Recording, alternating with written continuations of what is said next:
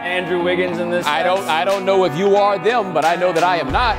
Well, I know that I am the most God-gifted player on this team. I know that I am the most talented player on this team, even if my performance may not show it sometimes.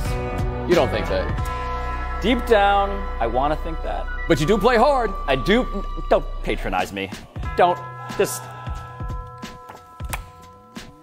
Jimmy Butler, Bomani Jones, is the first name because the Timberwolves have canceled practice today after the chaos of yesterday, which included Butler yelling at Minnesota's GM Scott Layden, "You effing need me, you can win without me." And he also shouted about Karl Anthony Towns and Andrew Wiggins. They ain't bleep, they soft. Let's listen to the man himself. This is so funny. This is the truth. I didn't go at those two. One of them came at me. Which one? Cat came at me. We're up in practice. He says, anybody can get this work. I said, do it to me. That's all that I said. I said, every time I get switched out onto you, you pass it. Am I being tough on him? Yeah. Yeah, that's who I am. But I'm not the most talented player. Who's the most talented player on our team? Cat. Who's the most God-gifted player on our teams? Wiggs. Wiggs got the longest arms, biggest hands, can jump the highest, can run the fastest. But like, who plays the hardest? Me. This is amazing. Where do you want to start?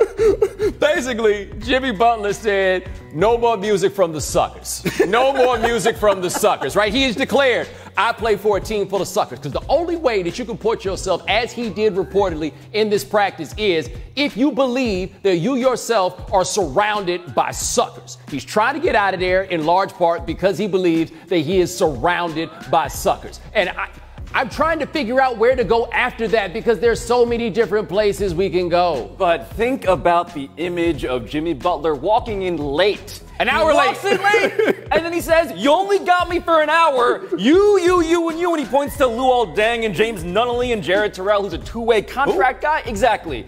Those guys come on the floor. And my favorite detail, Bo, is that the gym, besides Jimmy Butler, is mostly quiet. It is that man with a megaphone, and Karl Anthony Towns, to your description of alleged suckerishness, doesn't confront him, does not go back at him. The very thing that Jimmy is daring him to do, he does not do. Well, hold on. Apparently, one of the reports was that they huddled up at the end of practice, and Karl Towns was talking about how people need to learn to keep their emotions in check. Is this your king? Right? Like, I feel like what Jimmy Butler did, this is seemingly partially the plan, right? But even if it wasn't, he basically looked at the two of those dudes and were like, are these your kings, right? Because the question I feel like Minnesota has to ask themselves, aside from trading Jimmy Butler, which they should have done already, right? Agreed. After Jimmy Butler is gone, you have built your team around these two dudes, and not now one of them said a word when Jimmy Butler walked in and punked the whole house. That said, my other favorite detail is that at the end, Andrew Wiggins did give him dap by hand. Yes, he did. He sort of maybe got what Jimmy was trying to go for, but man, this dude, Karl Anthony Towns, is 22. He should not be a lost cause, but at this point, after you see how people are talking about you, Karl Anthony Towns, you need to come out here and say something to the people because your image is so ruined right now. It's too late. He didn't need to say something to the people. He needed to say something to that dude right there. When that dude, who was about 5 inches shorter than Towns, or somewhere in that zone, was like, I'm going to guard you and I'm going to shut you down, and you're kicking the ball back out. Whoa, no, it can't be that when he's beating the first team with dudes off the street and the carcass of Luol Deng. Yes. No. This is all bad. Now, this is actually my favorite part of this. Jimmy Butler, again, in this interview with Rachel Nichols, with what his read is that Thibodeau thought about all of this. Let's watch that. But I went into practice today and I competed. And right now, I know Tibbs. He's in there by himself. He locked his door and he's smiling. He's laughing. Tibbs, I know you, man. I know you. He's like, yeah. You think he's happy with what happened today? Yeah. Tibbs like me. He likes confrontation. He may not tell y'all. He likes it. And see, the thing to me is he's right about that. And I say that he's right about that because Stan Van Gundy did a report on SportsCenter that basically said that a source told him it was the best practice that they had had. Because quietly, it seems clear that Thibodeau thinks he's coaching a bunch of suckers too. And he's like, Jimmy, man, don't leave me alone here with these suckers. And I don't mean to call them suckers. I just need them to give me a reason to believe that they're not suckers. People who display the behavior of suckers. And this does remind me now, right? Because there is some gladiator to Jimmy Butler yesterday in practice, but there's also kind of some George Costanza. The guy is driving around the parking lot with the World Series trophy attached, daring them to get rid of him. And now we're hearing, Shams is reporting that a players-only meeting has been held. That maybe... Who called it? Who called it? Who called it? Yes. Jimmy Butler called a players-only meeting. What? I don't know what to make of this. I know that in that interview he said that, he thinks it's fixable, but he doesn't think it will be fixed. Is he now resigned to the fate of the Minnesota Timberwolves? Well, hold on. He told them, he will be telling them in this meeting that he is in fact willing to compete with them. He will compete with them. But then if that happens, if these dudes don't bring themselves up to the level that Jimmy Butler has determined that they need to be, what is this going? Why does he still play for them? It is bizarre to me. I remember interviewing Jimmy Butler in 2010, right? If people don't understand how serious he's about this. Quincy Pondexter, the immortal Quincy Pondexter, knocked Marquette out the year before. Jimmy Butler was guarding him. Jimmy Butler took a JPEG, printed it out, hung it on the back of his dorm room door and said, never again. He's hyper-competitive. Is he this competitive to want to play with these guys? Here's those guys. What are y'all going to do? Like, to me, this is not about Jimmy Butler. This is about the dudes that let it happen. Next name is the Eagles. Struggling 2-3 Super Bowl champs play a desperate 1-4 Giants team tonight. Pablo, which one of these teams needs this victory the most tonight? I mean, my instinct, because the Giants lost on that 63-yard field goal by Graham Gano, that it's the Giants, they need this, but part of me now believes that the Giants need to do the thing where they embrace tanking without actually saying it out loud. Because the mistake the Giants made, Bo, and I think we can both agree on this, is that Saquon Barkley is not the guy to make them a playoff team in the present. And if that's the case, then that means Eli Manning probably isn't long for this team either. He is playing terribly. So, do you try and get that number 1 overall pick, get the kid from Oregon, get your quarterback, treat this as a lost season because they're still in this terrible division, but should they want to be? That's where I don't know if they should. The problem is this isn't the NBA where you can just magically say Saquon Barkley is out with flu-like symptoms for the next 3 months. Like, you don't have that option in football. That is true. You can't do it in this way, and you can't tell guys who are literally risking their lives in order to do this job that we're trying to lose. Now, I agree with you. The Eagles need this win more than the Giants because what in the world are the Giants actually playing for? Right now, the Eagles are at a place 2-3. I think the percentage likelihood of making the playoffs there is something around 21%. Like, they are officially up against it trying to get there. That being said, they play in a division with a bunch of mediocre teams. But if the Eagles go down 2-4, and that is in part because they lost this game to the Giants, we cannot look at them as a legitimate Super Bowl contender. No, if they go 2-4, at that point, I think we realize that a lot of the things that had to break right for this team just didn't, and it's a lost cause because they have some good things going for them. Their pass rush in terms of pressure on the quarterback, still, I believe, the best in the league per Pro Football Focus. There are many reasons why this team, which scored 24 points 12 times during the regular season, has done it 0 times this season, but should be able to do it against this team. But yeah, if they lose to the Giants, You're off. I'm off. I want to be on, but they're making me off. Last name, Hugh Jackson. The Browns coach was asked about alleged Steelers fan Snoop Dogg visiting Cleveland's practice yesterday, and Hugh didn't seem like he's really here for Browns bandwagon fans. Let's watch. No, Snoop is, I've known him for quite a while. He's been around some other places I've been. I won't say what teams they were, but at the same time, there are going to be a lot of people that want to come be on this wagon when the wagon gets rolling, and we're going to circle the wagon. And I know that because I didn't see any of these people for the last 2 years. I'm still the same guy. Still knew all these people prior to this year. What do you make of Coach Jackson there? All right, I don't feel like the fact that you didn't see them before and see them now is an indicator that they're jumping on the bandwagon. I think that says more about the fact that y'all were a bunch of scrubs and losers, and nobody wants to be seen hanging out with a bunch of scrubs and losers. The other thing I ask here is, Snoop, how is he so good at this? Because we don't look at him in the way that we look at Drake about these things. Correct. We don't view him with the same level of hostility for the fact that he's around all these teams. I myself personally need to know, was he already in Cleveland? Because I'm not going to Cleveland to hang out with the Browns. Sometimes I get emails in my inbox. It's like secret personal sale. Dear Pablo, 60% off. And I'm like, wow, that is for me. That is Hugh Jackson here, because here is the list of football teams that Snoop Dogg has come by or worn hats or jerseys for. Buccaneers, Cardinals, Chiefs, Cowboys, Eagles, Jaguars, Packers, Patriots, Raiders, Ravens, Seahawks, and Steelers. I don't know how special Hugh Jackson should feel about this. All I know, Bo, is that I don't know if he's in a position to turn down any fans, let alone the bandwagon. Yeah, let me tell you something right fast. Yeah, the Buccaneers, Cardinals, Chiefs, Cowboys, Eagles, Jaguars, Packers, Patriots, Raiders, Ravens, Seahawks. Yeah, there's certainly a bandwagon element to him wearing those hats. The Steelers, it's about something deeper. It is. That means I want to be clear about that. I just want to let you know that means something a little bit more. He wore a Pittsburgh jersey in the Gin and Juice video, and I'm just here to tell you, there's a deeper kinship and relationship to that particular piece of garb. But no, Snoop will show up and he'll ride for anybody. He'll rep for anyone because he's as beloved as any man in America who saw that coming in 1993.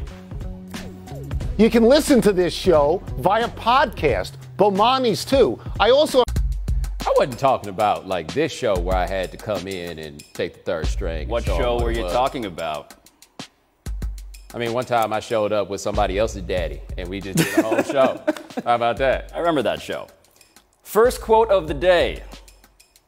If you decide to fire him, you should know that you'll lose me too. Threatened Khabib Nurmagomedov on Instagram, responding to the UFC canceling the fight of his training partner and countryman, Zubaira Tukhugov, who hit Conor McGregor during their post-fight melee. Bo, if you were Dana White, how would you respond to that sort of a threat? Leave then. That would be my response. Like, once again, as it stands, Khabib means something to us in the orbit of Conor McGregor, right? That's not to say that he's not a better fighter, all right? This is in my world, so who knows? Maybe he's the most entertaining fighter that there is.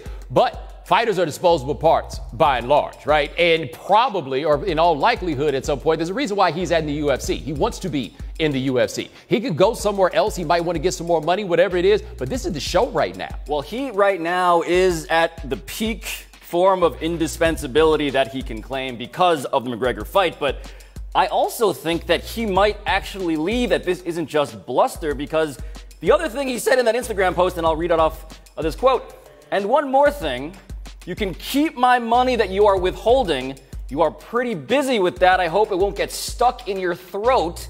You've defended our honor, and this is the most important thing. Yeah, no, I think he might leave. I think he might leave. But I don't think that necessarily hurts Dana White if he does. But what's crazy about this to me is that apparently the UFC fighters are taking, by and large, the side of Khabib. Yeah. And they're taking the side of Khabib because they do see Dana White as, yes, a skilled promoter, a circus taskmaster of sorts, a ringleader, but they also see a guy who started this whole fight promotion with violence and now is disproportionately punishing this dude when violence comes from him. Yeah, the only thing I'd say, though, like the violence line, you sell fights inside, cage, ring, whatever you want to talk about, right? There's always been some presumption that outside of it, that you're probably not supposed to be beating people up, right? Like there are lines, there are lines that you get to draw on that one. My only thing is these fighters all understand this. You think fighters didn't notice about Bob Arum? They didn't notice about Don King? They didn't notice about all these other guys they ultimately went back to work for? I lied yesterday. Today I'm telling the truth, as Bob Arum once said. Here we go. Next quote. I was trying to make plays, but this year, I'm shooting. Said Giannis Antetokounmpo on becoming a legit three-point shooter this season. Pablo, if Giannis really turns out to be a long-distance threat this year, how good could he be this season? He could be. I mean, if this dude is shooting 40% from three, which is a huge jump to make, and I doubt it'll happen this season, but if he does, he might be right there with LeBron James as the best player in the league. He can do things that Anthony Davis cannot do. Anthony Davis cannot play point guard like Giannis can. Giannis can handle the ball, do the thing where he dribbles twice and dunks. Kevin Durant is a way better shooter, but Kevin Durant can't do the things that Giannis does in terms of being that all-around type of two-way guy. So really, it's up to him, but by God, this guy is the number one player GM's picked in this poll before this season as the guy you'd want to start your franchise with for a reason. Here's the thing. He doesn't have to get to 40, right? Like, if he gets to 40, if you try to make a creative player on a video game with all this stuff and him shooting 40% from three, they won't let you. There aren't enough points to distribute in order to do this. What he needs is what somebody told me once about John Wall many years ago. Just credible. All he needs is a credible jump shot. So if he's a three-point shooter in the realm of 35, 36%, like in shooting 4 or 5 a game, that's enough. And that really changes the game on what he is. And he then would probably firmly be a top 5 player in the league. The thing about the league right now, You call anybody just about a top 5 player, then you go look at who everybody else who's there. That's such a hard thing to say about anybody not named LeBron James or Kevin Durant or Steph Curry right now, that you're a top 5 player. Right. Last quote.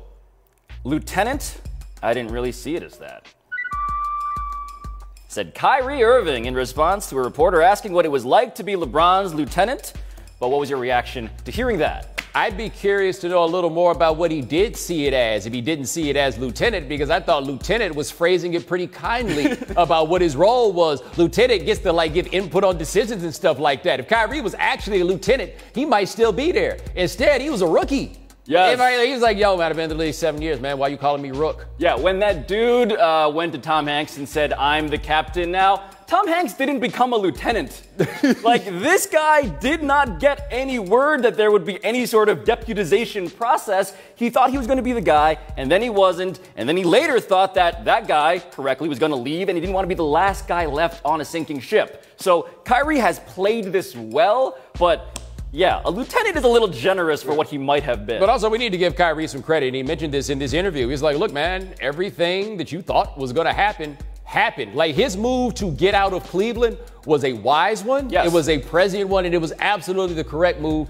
for him to make for himself. Because can you imagine what it would be like to be Kyrie right now on that team? Right. He could be playing with those dudes, or he could be playing on the best top-to-bottom roster in the NBA. Yes, they may have given LeBron's locker to Kyrie instead of the bunch of towels that they decided to give it to, because they are still very angry at LeBron. But we underestimate, man, how much Kyrie has an ego. I remember when I interviewed him back when he was a rookie, he said, I want guys to come to me in Cleveland. Obviously, he decided to do the opposite, but nonetheless. Well, I also imagine he realized that LeBron couldn't even get guys really to come to him in Cleveland. They ain't going to come for you. Also that.